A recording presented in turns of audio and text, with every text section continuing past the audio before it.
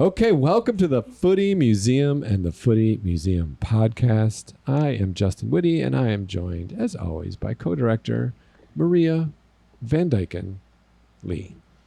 Hi, Maria. How are you? Hi, Justin. I'm doing great today. You're not related to any of those punk Dutch players that played the U.S. this week, are you? I think you and I have a mutual cousin. I think we do.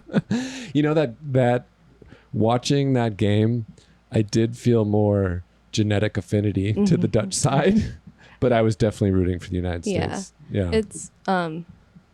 It's just like flashbacks to high school. It was for me. And not good.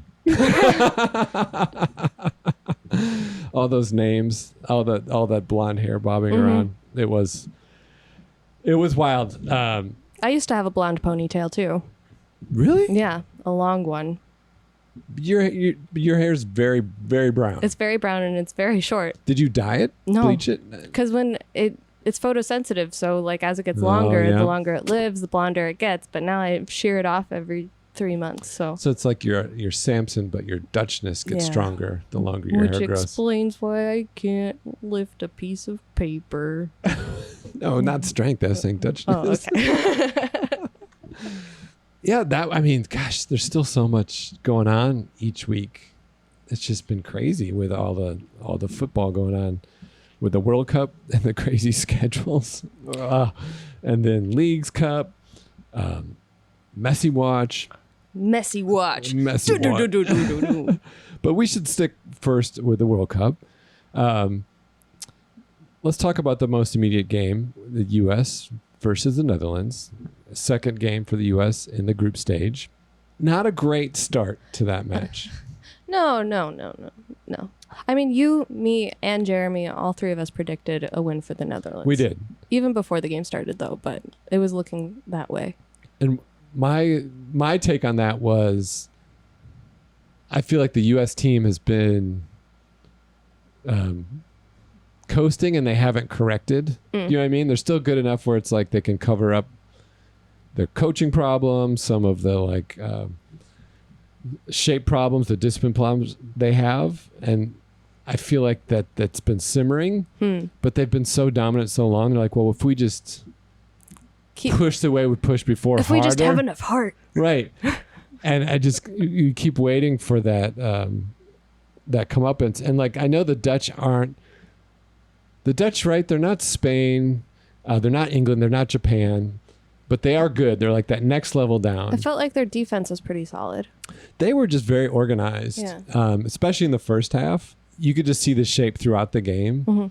Like it was they were very structured in their position. The way they moved the ball around, they had an idea of what they wanted to do. The efficiency of a boat through a canal. Of a well-placed brick in a perfect row home. Of a tulip growing in the tulip field. The efficiency of a judgmental stare. Are you going to clean that up? You only vacuum once a week? Oh, I guess this is okay. I don't know where that accent went up. But, and the U.S. seemed frantic. Oh my gosh. That's the one thing I take away is like, they were just clumping around the ball. When they got the ball, it was kind of like a mad rush. Either you had a solo player like rushing into two defenders, or it was just like bomb it forward. There seemed to be no patience or calmness or idea of what they should be doing. Otherwise, we're gonna hustle. We're gonna one-on-one. And so it ended up feeling very sloppy. What stuck out to me was some just like terrible clearances from the back. Yeah, just like straight into the feet. Into I can't remember the Dutch word for feet. Feet? Voet? No. Voet? Because feet is bicycle. Bicycles. But and I think we commented during the game that it looked like Chicago Fire type defending like late in the game where the players were frantic. They weren't quite sure what to do, and then they were nervous. So when they did decide to just clear it, they weren't confident on it. So they were like short, missed hit. So I feel like they were lucky to only give up one to Holland. What do you think? Yeah. Yes. Yes. I agree. I wasn't on like pins and needles the whole time because it's still group stage. But if that was an elimination game, I would have been losing my mind. It's still group stage, but if they had lost that game, and then Portugal's kind of a wild card, you know what I mean? It's their first World Cup, but they have some good players. And if they somehow were caught off guard and ended up tying, all of a sudden they could potentially not make it out of the group stage. You know what I mean? And it happens fast. So it's like, even though it is a group stage, it's you can't sleep on it. And that would be just a monumental disaster. It would be, I mean, just epic. I just the world in which just existing as a woman in the United States can be a struggle sometimes, or even just existing as a woman online. All the shit you get all the time from anybody who is like, girls can't play sports. It's a hype. They see they weren't that good. Well, you know what? Soccer's hard. It is. World Cups are hard. And tournaments are hard. The top teams always. But luckily, you can try to say that shit. But then if we come back with some Lindsey Horan energy, you better watch out. Yeah. Because, the second half, the U.S. came out, definitely started controlling the game. And you could see that the Dutch team start to get tired. And I don't know what the Dutch coach's idea was, but before the game, kind of like trash talking the U.S. team. Yeah. Like, I get you want to pump your players up, but that is some locker room headline stuff, like saying that maybe the U.S. doesn't have the fitness anymore. Did he say that they don't have the fitness anymore, or did he say that everyone else is getting more fit? He said everyone's getting more fit, and he suggested that that the tides are going to change. I think the undercurrent of the statement was very clearly like U.S. is not what they used to be. Huh. And I just think, like, as a coach before a game, why give anything to the opposition? Like, publicly? You can say that stuff because I do think that one thing about the U.S. team that's consistent, the women's team, is like, if you challenge them, they are going to ride. They are not backing down. This is the part of the game where you really see the difference between the men's team and the women's team. So this was like a tough match. They were down one, but there's that winning mentality. So they came out like, we still, this is our game to win. And you kind of saw that urgency in the players, even though the coach made only one sub the whole game, which I don't understand. I know he said, they were getting in a good rhythm, but you also need these players on the bench to get warmed up in the World Cup too, because you're going to need them down the stretch. And these are quality. It's not like there's a big drop off. You know what I mean? I mean, Rose Lavelle. Rose Lavelle, like, she's one of their top players, isn't she? And she was subbed in. Yeah, and she made a difference. She had the set piece, the corner, that Horan beautifully headed in, and obviously that was a practice set piece. Like, she knew right where that was going. But before we get ahead of ourselves, I do want to go back to the Horan. So Horan took a very hard foul by her teammate, her club teammate. What's her name again? Vanderdonk? Vanderdonk. Is that right? Yeah, and it should have been a card. I mean, it was late. It was high up the leg. And Horan let her know, like that was bullshit. And she had to, because she went down, she had to step off. And then when she stepped back in, she was kind of calling Vanderdonk out on the field. Yeah. And then it was kind of annoying because then the ref was like, come here, you guys make nice. You know what I mean? It's like, well, no, they like. That ref didn't call us like a single thing the whole game. No, but she tried to make them to like shake hands or something. And I love that, like, Horan, you could see her say, like, play the effing game. Let's play the effing game. And, like, you don't need to, like, they don't need to make nice. It's the World Cup. You know what I mean? Like, it wasn't called as legit. But I think that was an easy point in any game where a player could have let that frustration from that non-call kind of into a frustrated energy that would have been negative. It was awesome to see her just, like, laser focus and like, I mean, within seconds of coming back in, she scored the equalizer. It was the next thing just that dominate. happened. Yeah. Like, and that was like, that's why the U.S. team is still like the favorites, I think, because they have that mentality, and they still obviously are like a top skilled team. I think there is some truth though that there are a lot of other teams that have caught up. So it's really down to the margins more when they could just blow through. Because like who knows if that foul didn't happen, and then there was still that confusion. Maybe it wouldn't have happened, because they were not having much luck in run of play. How often do they have to come up from behind too? Because usually they score first. I mean, in the World Cup, I think that was like the first time. Because that's a totally different game too. If you concede one and you're not used to conceding, but these before are you score. Top level pros. They in their club games, but as a group, though, yeah, it's true. Because it's about trust as well. They have to trust each other to be able to come back. Yeah, I think that was some of the narrative. I wonder though, because these players play so many games, you know what I mean? And I think they know, I think that they have the mentality, and they showed it, you know what I mean? That they have that mentality.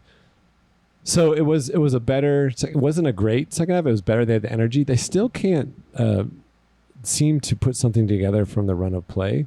Yeah. It's like the set pieces, and then they had some chances on the break, which they couldn't quite put away. Morgan on clearly offside one, but it was a nice finish. Very offside. Who was on the break on the left? Was it Rodman? I don't remember, but that was another one. But really, when the Dutch had time to get back, and at that point they were pretty much parking the bus with like everyone, the number of players in orange in the box. It was just like they were just absorbing pressure. But the U.S. didn't have a player out there either maybe with the energy or the creativity, the run and play to do that final thing. That's where I was like, bring in someone off the bench. Yeah. You know what I mean? Anyway, they made it. Did you have? I just talked a lot about it. What other takeaways did you have from that game? It was fun. It was a fun World Cup game. It was a fun game. I do love the melon popsicle color of that Dutch kit. The Dutch kit is nice. It was like an orange sickle. It is. It is. I don't know how they get that brightness, but it was a good kit. The Dutch kit and the French kit both have these kind of like soft take on orange and blue. That's kind of nice. They're trying to push as far as they can to not quite be the color that it is. Yeah. Yeah. They had a little white here and there. Well, I feel bad. The Dutch, their uniforms are pretty consistently the same. It's like you're going to wear all orange. Yeah. And you will have the royal crest again. at some point. Yeah. It's like in Harry Potter when they get their Christmas sweaters. They're like, oh. I have a Dutch national team jersey from it's like 12 or 14 years old, and it's crazy. And for whatever reason, that year the badge is gigantic, and I'm trying to imagine like running around the pitch with, and it was like it's a sewn-on badge. So it was like good digital badge version. So it's like really out there. It like sticks out. It's like that would be so bad. I think that too about the U.S. Kits, because they have the off-center badge now, but then they have the champion badge in the center, and then the Nike. It's just a lot going on. Yeah. And I still don't like those splatter kits. But anyway, Portugal's next. Don't know much about them. Yeah, we'll see. Yeah. Anything else from the? Per our conversation last week about the World Cup branding. In this game, seeing some of the transition graphics with it, I like it less than I did before. No. I didn't like how they used the background shapes. You know what bothers me is multiple font weights on their, if they list multiple teams, they increase the font weight depending on how long the name of the country is. And I'm like, that feels unnecessary. But, Oh well. That's why we're here, to talk about things like that. So that's exciting. The hours are I miss so many games. Yeah, it's hard. Luckily, they're really catering to the U.S. audience with the timing of the U.S. games. But isn't the Portugal one a 2 a.m. game? Yeah, I'll be up for it though. You are? I'm gonna try. Is that a stay up or get up? That's a great question. What day of the week is it? It's tough because it spans the gap. Like 2 a.m. Yeah. If you stay up. If you did first sleep and second sleep. Yeah. My second sleep starts around 3 a.m. I don't know. Because I feel like 2 a.m. stay up, but the end of the game, 4 a.m., that's definitely wake up. So we'll see. We'll see how it goes. So other things going on in the U.S. Oh, did you see, speaking of all the teams touring, did you see the Wrexham Man United Juniors team? No. Where the Wrexham, who's their main striker? Paul Mullen? Got a punctured lung. No. Yeah, punctured lung. The United goalie came out with just a horrible late tackle. It was, and for a preseason game, so he's going to be out long term. Punctured.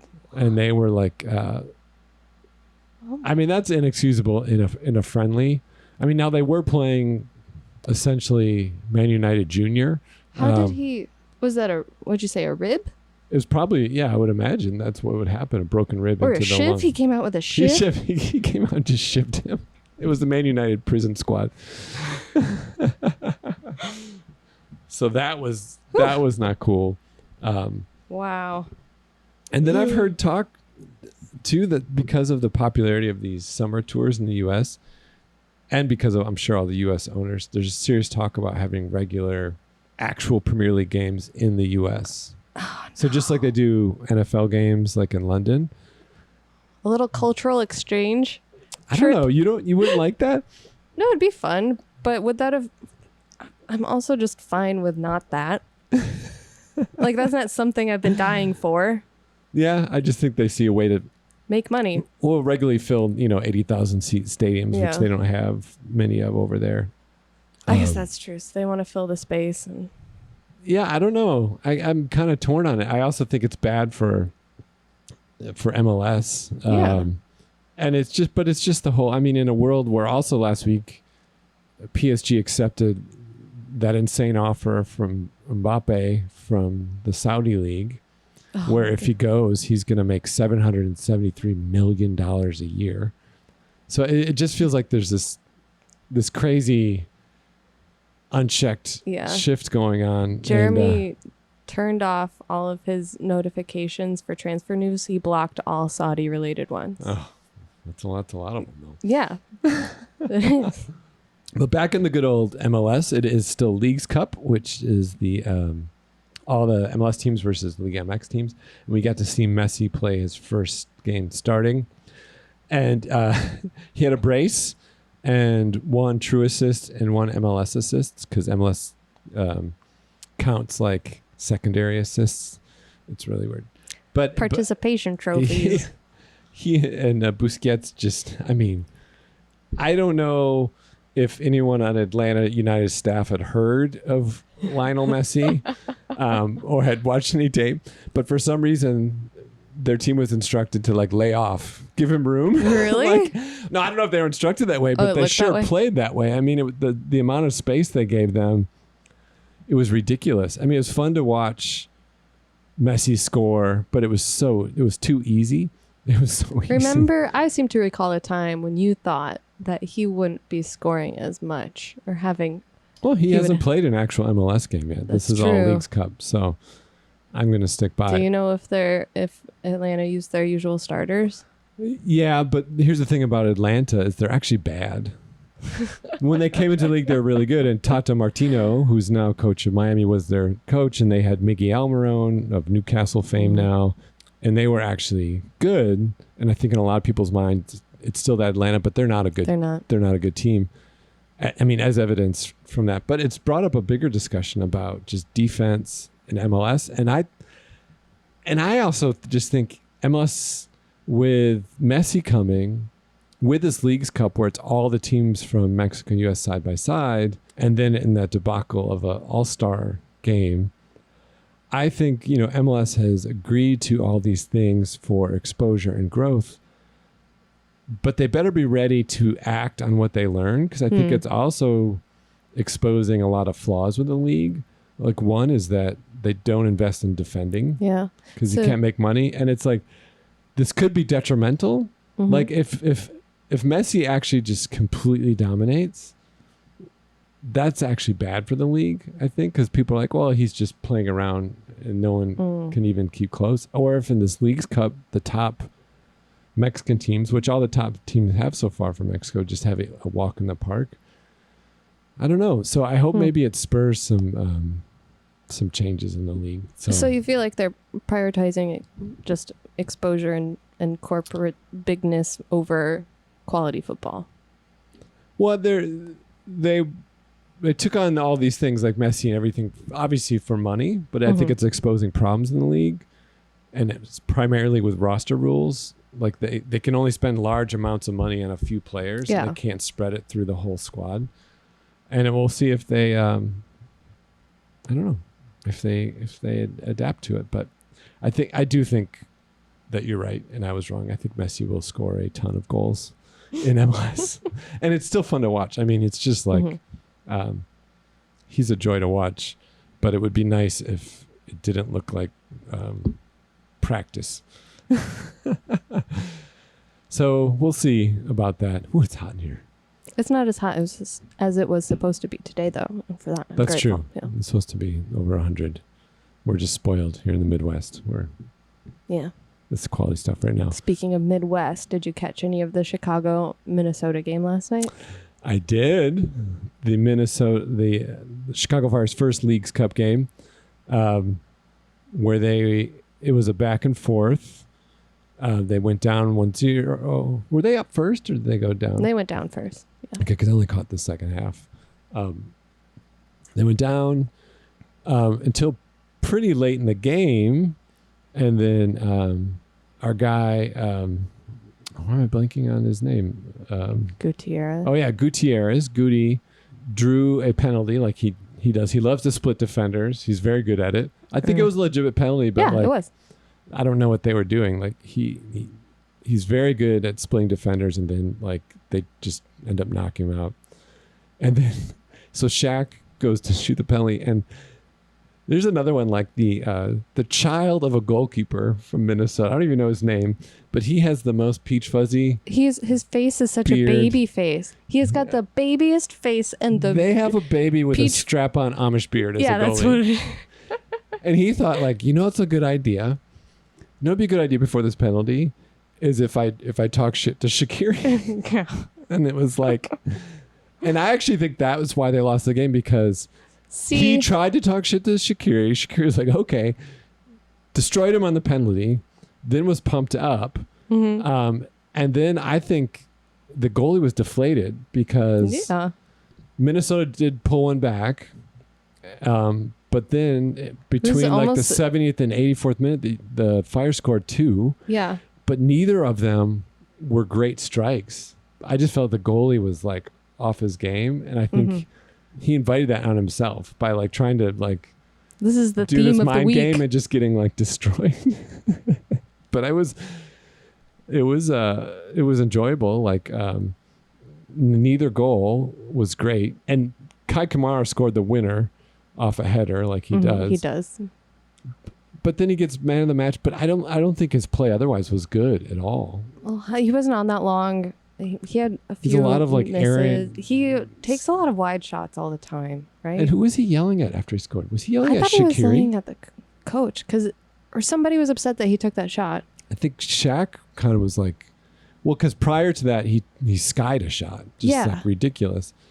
And that's my thing with him. He's real loose touch, but he managed to get these headers at like it's because he's very tall and has a huge forehead. Yeah. Anyway, so they were not expected to win, and that also means across all competitions, 6 wins out of their last 7, which is pretty awesome. And now they play Puebla.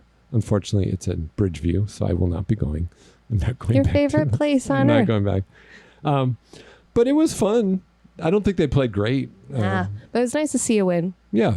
If this had been a few months ago, And they won a game, and Leeds had a friendly against Forest yesterday, and they won 2-0. And so if that had been a few months ago, you and I would be like, woo! Oh, yeah, it would be best day ever. amazing. Yeah, now we're getting used to it. We're getting used to Yeah. it. Yeah. We're getting used to all this winning. We're tired of winning. As a Chicago Fire fan, I'm just sick of all the winning. So anyway, speaking of England, the Premier League is fast approaching, and we thought we'd just do some quick Premier League predictions this year. So, first, top 3, bottom 3. There's no basis for my analysis. It doesn't matter. You can just come up with something like. Okay, this is my top 3. I think it's going to be Arsenal and City again, but then I think Newcastle will be top 3 because they have all of that state money. Yeah. Yeah. Okay. How about bottom? Bottom 3, also no basis for this at all. Bottom 3, I think, will be Forest and then Sheffield United and Luton Town. Okay. I mean, no basis, but I could see that. Yeah. I think Luton Town's definitely going to struggle. The only thing I'd say is sometimes the first year team that's up, if they still kind of keep that mentality of the championship. And I haven't been following them. I don't know how many changes they've made in terms of the coaching and all of that. Have they completely changed their... I don't know, but I think that Burnley's going to stay up based on Vincent Kompany being the manager there. So my top 3 is similar to you. I'm going to go Arsenal 1, City 2, and actually I'm going to put Chelsea at 3. And I think Newcastle's still going to be right on the edge. Chelsea obviously still have a large stable of players. Now, I think under Pochettino, they seem to look good in preseason, so I'm going to take a risk and say Chelsea in the top 3. Bottom, I think Everton, definitely in the bottom 3. They've kind of dodged a bullet for 2 years. They still have tons of financial problems.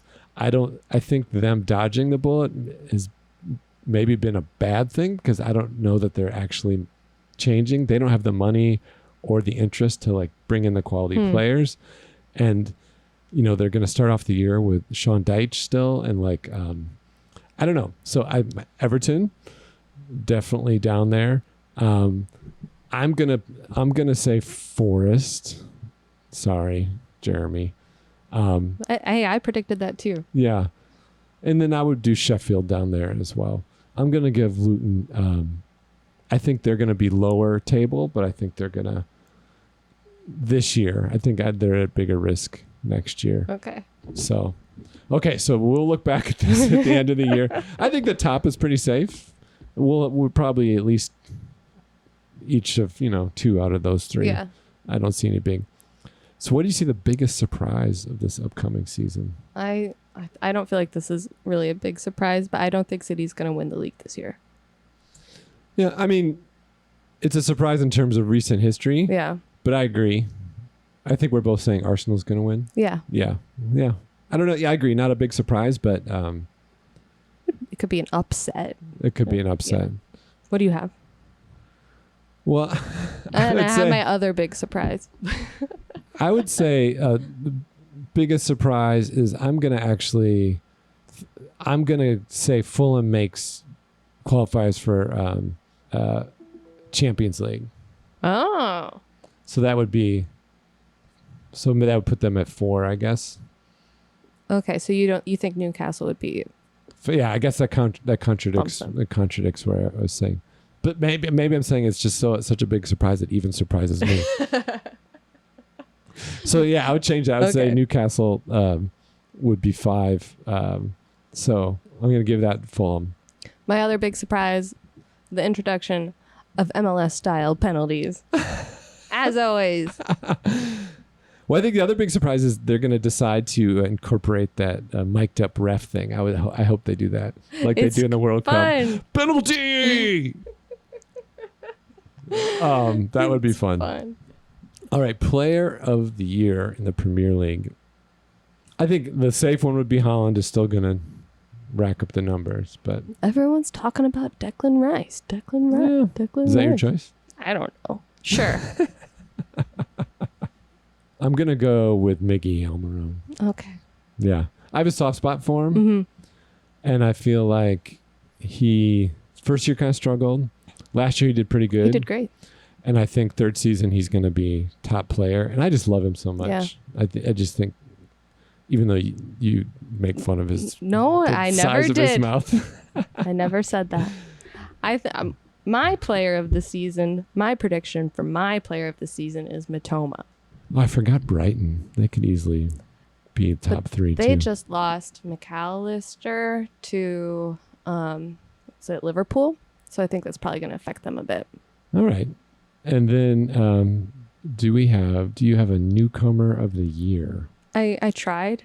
Sure. I tried to come up with something, and I had a little joke prepared, and then I realized that it didn't work because I thought that Beckham's kid was signed to Brentford, but he's signed to their B team. So I was going to be like, he's going to get it because he's a Nepo baby.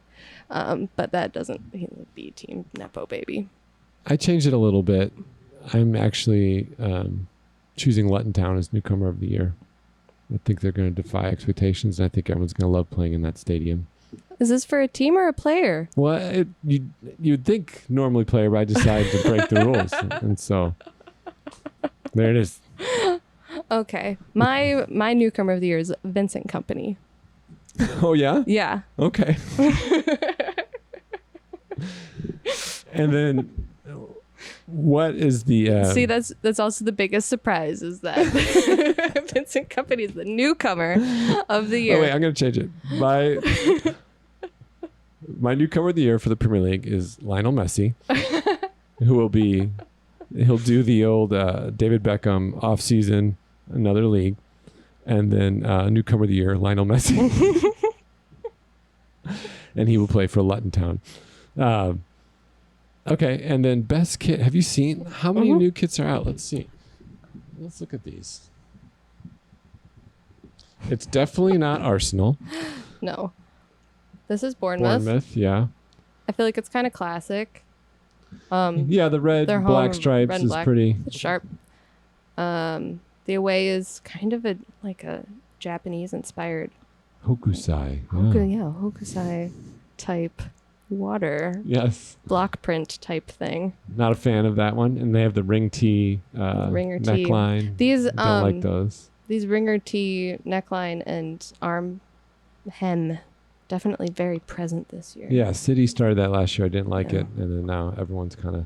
It's better than the awful Nike like spear necks. I don't like those Nike ones. This, Arsenal's samesies, and you don't like this highlighter one. I don't like the. I mean, I give them credit for really trying something new, but the bright yellow highlighter, not a fan of that one. I don't like the mesh effect. Like they have a visual mesh effect. Yeah. I don't. It looks like a ski outfit from the 90s. Not. Bring back too many memories. Your days on the slope. The Cannondale, yeah. Trash the mountain. mound. Trash mountain. Brentford. One that we can keep going through. The Brentford, their new kit. I don't understand the pink and like aqua blue. I just don't get it in terms of it has zero connection to the team's colors in my mind, and it's too much. They just kind of like picked something. I think the pattern is real popular, and I think these teams now are always just trying to do something different so people buy new kits. Yeah. But I don't know. I don't like it. I like some of the teams went really simple this year, which I actually like. Like some teams are still catching on with the pattern. Let's talk about this one. Brighton's. Brighton's away? Brighton's away. They just stole Austin FC's kit in my mind. It's not the same green. It's pretty close. Let's say, for listeners, close. It's green and black stripes. Yes. But does Austin have the ringer tee style collar?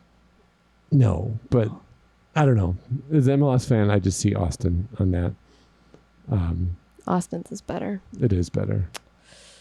Well, I think a lot of MLS kits are better, Yeah. honestly. These Burnley ones, these Burnley yellow ones. Like with the road stain on them? Yeah, they have a tire tracks. This on yellow reminds me of, for some reason, like gas station or like oil change branding. Yeah. Yeah. It does. Like they're the team that are going to do the quick change. Yeah.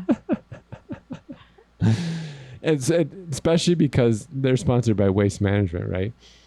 I think they are. So Wait, really? Isn't that what that W is? W88? I assumed it was. Oh, no. It looks like the Waste Management logo. It's not.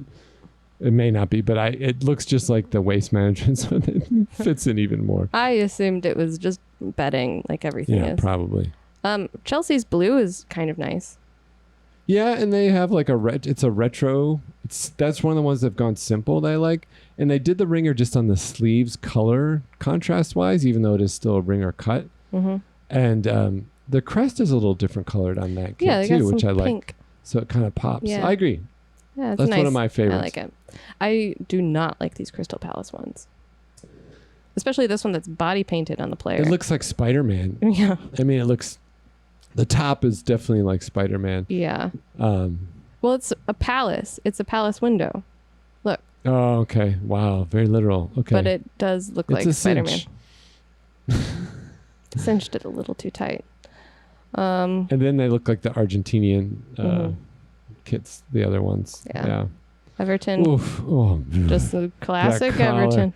They're like, let's tune the collar and then make it worse and put a pattern. I mean, that looks like they put like a. Oh boy, that just is a line pattern around the edge of the collar. And then their away kits are horrible. This is going to be tough to wash with this collar. Yeah, and need tough to watch. That. So the away kits look like a cheap T-shirt you got for the promotion of like the Lion King in the in the 90s. On the theme of customer service, I know steak.com is not a fast food place, but it sounds like one. This does look like a drive-through outfit for like an American like burger place. So like this is one of my least favorite ones. Oh boy, poor Fulham. I like this Fulham one. It's not that different though. No, but I like. You like the two different colored shoulder stripes? I think it's interesting. Yeah. They always look kind of like a baseball T-shirt, which I think is kind of fun. Yeah, they're nice. They're kind of classic. They're interesting. Not my favorite, but they're okay. Compared to Tony the Tiger up here. Oh yeah. Yeah. Compared to Everton, for sure. Liverpool's is just a red shirt, but I love this photo shoot. I know. I love this photo shoot. I just want to like, I have who doesn't love Mo Salah? But he looks a lot like a good friend of mine who is just the sweetest, warmest person. And I always think it's him. But it's like how he looked, 20 years ago, let's be honest, which is when we really... But he just looks like he's laughing so hard. And then they're dressed just like old school. Yeah, they look like they have my grandpa's pants. No, I think it's really It's fun. A very throwback too. Just the white collar sleeves on the red. White and red. It's a nice one. It's a nice one. I think this is perfect styling. I think it looks like dad's at a barbecue. Yeah. It's great. The sunglasses, wonderful. Nike got the memo. Yeah. And we won't talk about the away ones. No, it looks like a health. It looks like a hospital website. Yeah, hospital website. They had the same graphic designer as New England Revolution's away kits. Yeah. Oh boy. Luton Town is not good news. It is bad news, Bears. It's just a reverse. Their home and away is orange with a white stripe. They didn't have and white with an orange stripe. They probably had no money. No, they developed these probably years ago. These were who had the yellow ones with the road stripe? Was that Burnley? These were the misprints, and they got them on a deal. These Man City shoots are hilarious too. They just look like kids. They just look like kids sitting on a couch. We win everything. And then their third kit, they brought them out for Asian food, and they just took this terribly awkward photo in an Asian restaurant. I think they let Haaland design the third kit. It's like lightning. Like, I don't know if you've seen any footage of him over the break, like playing. Like there was a clip of him playing someone on FIFA and he got destroyed. I think I was taunting him, but he was wearing a full green like jumpsuit, hair in his braids. I'm like, this guy's house is full of like golden tigers and like felt paintings and like, so I feel like the lightning kit, $10,000 oh my beanbag God. chairs, Yes. that kind of thing. It's like a fifth grader who's a millionaire. And then I think the lightning kit is all for Halan. Like, I like the colors, but I do not like the design. And that's the third kit. We won't see it very often, I just thank think God. this photo shoot's hilarious. They're like, we're going to take a really bad photo on location in an Asian restaurant. You know who's liking it? Graylish. Graylish. Who loves it. He's Because still they're going to drunk. give him... I think he's still drunk. They're like, you can have some pot stickers after this. And he's... I love all after about they doing the parade, just everyone, no one says Jack Grealish might have a drinking problem, which should have been the full discussion. Everyone's like, oh, he's really into it. Dude was up all night wandering around, like, he just Grealishing. Oh, Greals. Okay. Newcastle's similar to before. Home kit, black and white stripes, classic. Again, a new kit sponsor. And then that Saudi. Then the Saudi one. The away. It's not their third kit anymore. It's just their away kit. Green. And their third kit just has a picture of the Saudi prince. Oh, no. It's of course, it's University of Michigan colors because that makes total sense. They're okay. They're fine. They're fine. They don't really have a strong sense of identity. Sheffield. Oh, I like that one. I like their home kit. Feels very football-y. Yeah. And I like because looks like they have not secured a kit sponsor yet. So kits always look better when they don't have. You got to buy it now. Yeah, buy one now. Yeah. Because it's how the designer intended. Their third kit just kind of looks. No, it's gray. Oh, but they're in a bright. Okay. They're in a bright red room, so it's got some cast, but it's gray, and it just kind of looks like a shirt. Yeah. It's just a gray shirt. Yeah. Tottenham. No. Same. They got rid of the ugly collar though. Yeah. It looks like Nike has gotten rid of that color everywhere. Now, we are now at West Ham, and the home is the same. I really like the away kit. Remember when I said a perfect kit would just be a ringer tee? Well, that's what they did. That's what they did. They're listening. But the basically like embossed white badge on the white jersey, and then they did the multicolored ringer sleeves. In this case, I did not like the city one this year. I do like this one. I think it just helps that the kit or the badge is just totally white embossed. Now, does Betway, the kit sponsor, have to pay extra to be the only legible thing on the front from a distance? Because it really just looks like a Betway shirt. Yeah.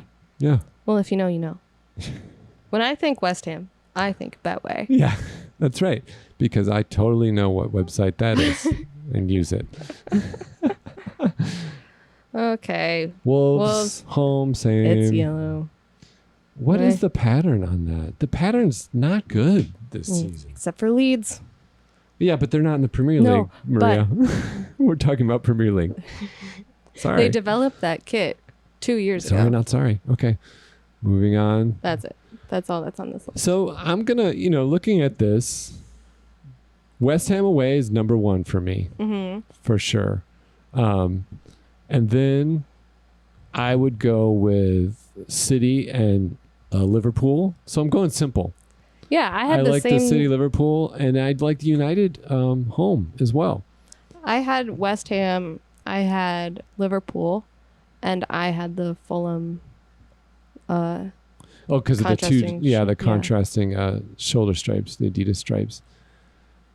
Yeah, but I really like that the West Ham one. And I do like that there's half the teams got the memo, half went like crazier to pattern, but it's funny the top teams are like, yeah, that's done. Patterns are so out. Yeah, I can't believe you did patterns. But I think it's smart because, well, maybe it's not smart to be selling, but for a fan, when your club releases a simple kit, I think that's the one you want to buy because it's longevity. Do you know what I mean? Like, I feel like if you get one, but if you're just looking to you get one of these third kits that are so of the moment, you're not going to want to wear it in 2 years. But just a little tip, just a little inside tip here at the Footy Museum. How many kits do you have?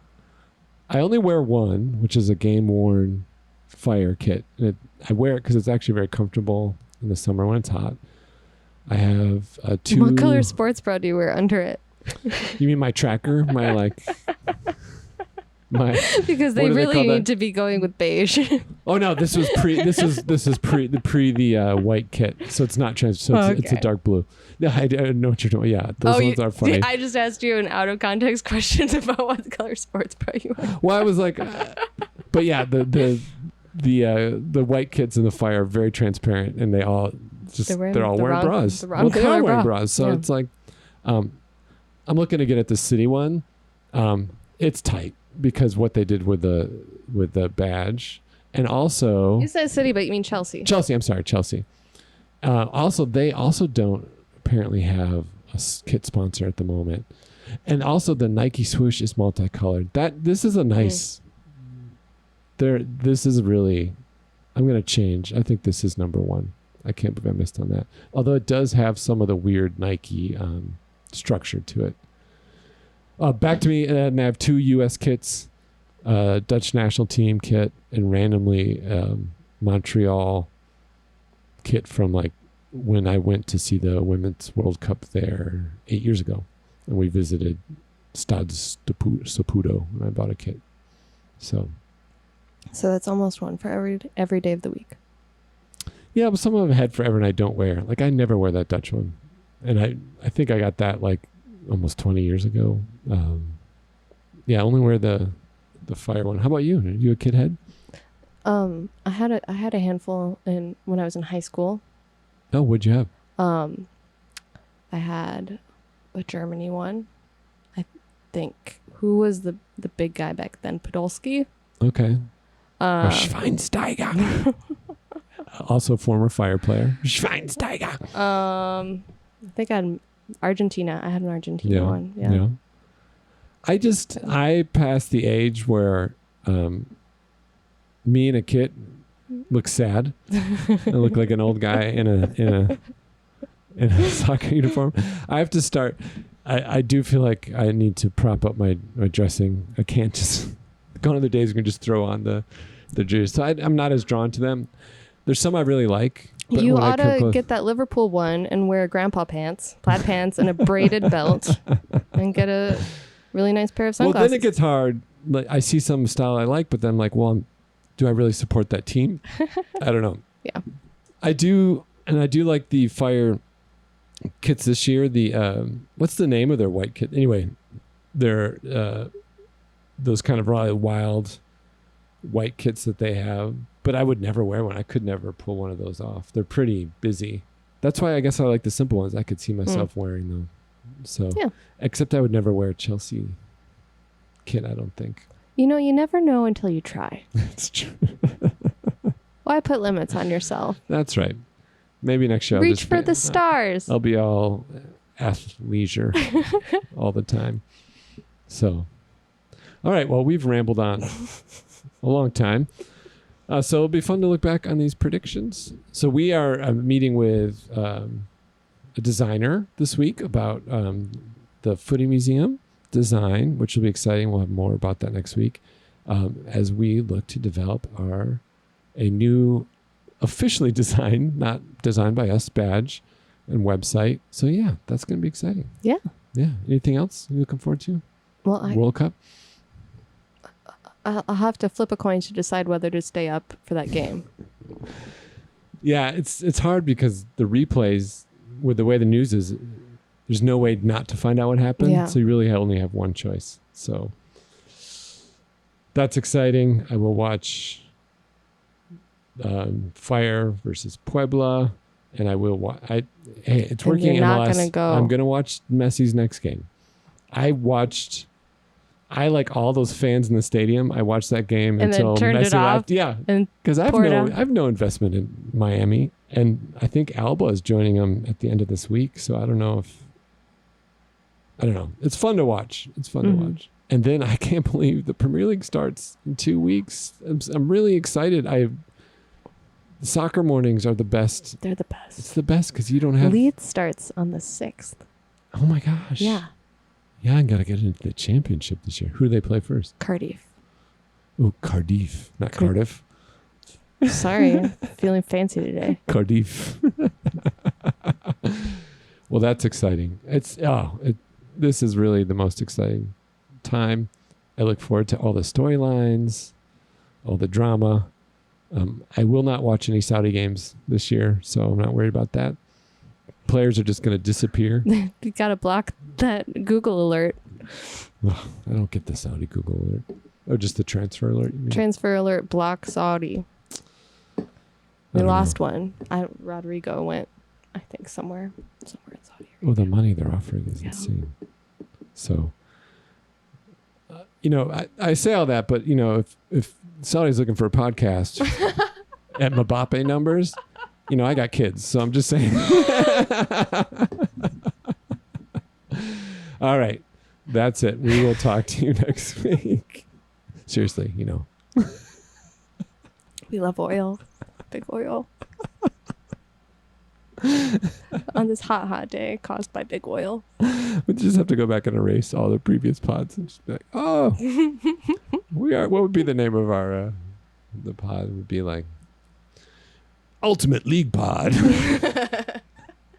What would we do with like $1 billion worth of equipment?